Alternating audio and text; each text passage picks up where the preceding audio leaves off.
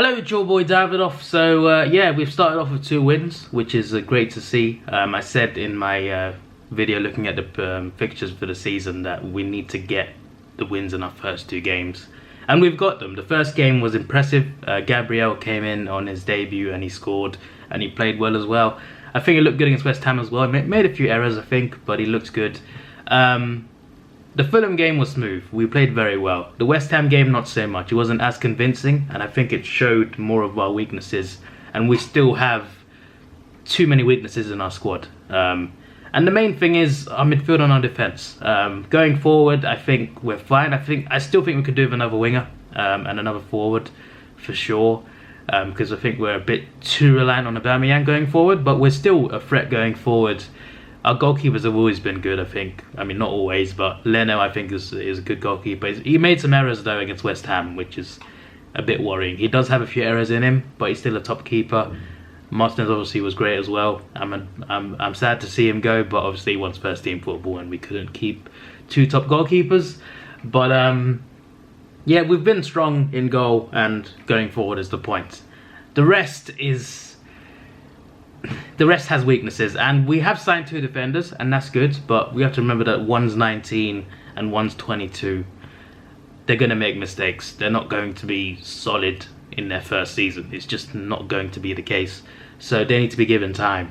I guess it's kind of experimental at this point, but I think we got like 4 or 5 centre-backs injured as well, which doesn't help. But then again, a lot of our centre-backs just don't seem to be good enough based on last season and even the start of this season.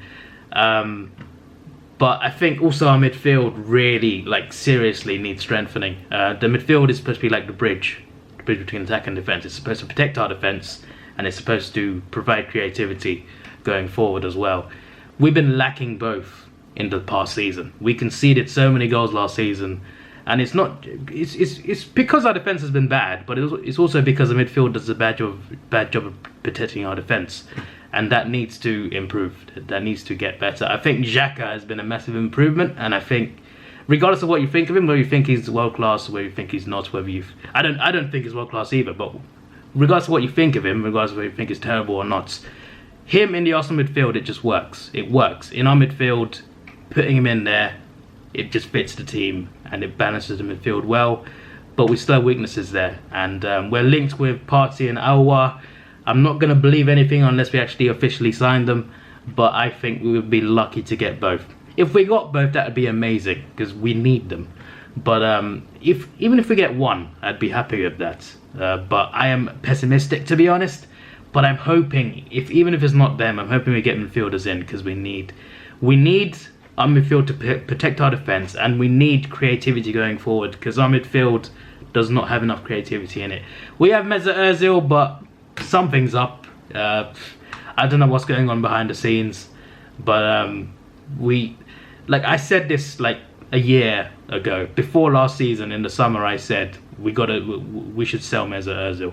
I love the guy, but we are paying him 350,000 a week, and he's not playing. Why are we keeping him? If we're spending that much money. We are a club that is known for not being able to spend that much, because we don't want to spend. Our owner doesn't want to spend. We don't have enough money to spend, right? We're known to have these problems. So why waste those wages on a guy who's not playing? We should have just let him go, because he wasn't playing. It started to become a problem under Wenger, then under Emery, then under Arteta. I don't know what the real problem is, but something's going on behind the scenes. We need a creative midfielder as well.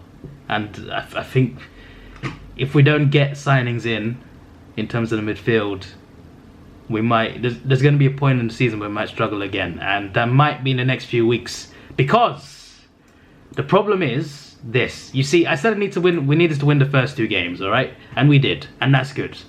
But it's mainly because of this, right? First, we got the cup game, Carabao Cup, Leicester away, knockout game. Obviously, if you lose, you're out, and also Liverpool are playing Lincoln in the same competition, and the draw has been made for the next round, because it's next week, literally a week after the 3rd round is the 4th round, and the winner of Leicester v Arsenal plays the winner of Lincoln v Liverpool at Anfield. So if we manage to beat Leicester away, we would play Liverpool away twice in the same week. We played them away in the league on Monday, and then again a few days later. That's a problem. Both of them away at Anfield. Might have to stay there, stay in the city until the next game. That's if we get through, and this is a tough game that we could lose as well. But we got them. We got Liverpool potentially twice in the same week, if not just once. But either way, that's tough looking at it. Them two in the space of 5 days. Then we got Sheffield United at home, which is again a tough game. I still think we should win this game. I'm not saying like Sheffield United obviously are a good team, but we should be winning that game at home. But it's still going to be pretty tough, especially around these fixtures. And then there's Man City away. Then there's Leicester at home in the league. Then there's Old Trafford. You see, these games, they could really finish us off. And since I'm pretty sure we're not going to get any signings in before these two games. So we really might get exposed now, which I'm really worried about. But I'm hoping for the best. Towards the end of last season, we did well to beat City, Chelsea and Liverpool. We proved that we could win big games. Whether we can do the same away is another question. We do need to prove that we can do it away as well, because obviously our record against big teams is not very good. I think our last away win against Big Six team was 2015, January. We beat Man City 2-0 away. I think that was 2015 or 2016. I think it was 2015. It's been a while, so hopefully our fortunes change there. But Anfield away is going to be tough, regardless of context. City away, United away. These home games as well will be tough too. We drew both of these last season, so I'm hoping to see some sort of improvement. But yeah, it's looking very tough, and I think when we get to November, when we get here, we will see where we are at in terms of like what we can do this season, because we've got some big tests here. If we can't pass these tests, then it's not going to look good for top 4, is it? But we'll see. But I am worried. I'm pessimistic. I'm worried about this season.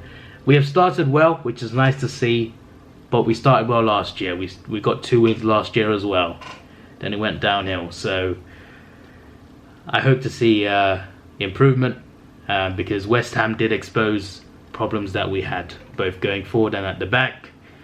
We need to improve on that immediately. So yeah, hopefully this cup game goes well. By the way, I won't make a video on every game like I did last season, but I'm still going to make a few videos on Arsenal throughout the season, especially if we sign someone special. Come on, Party.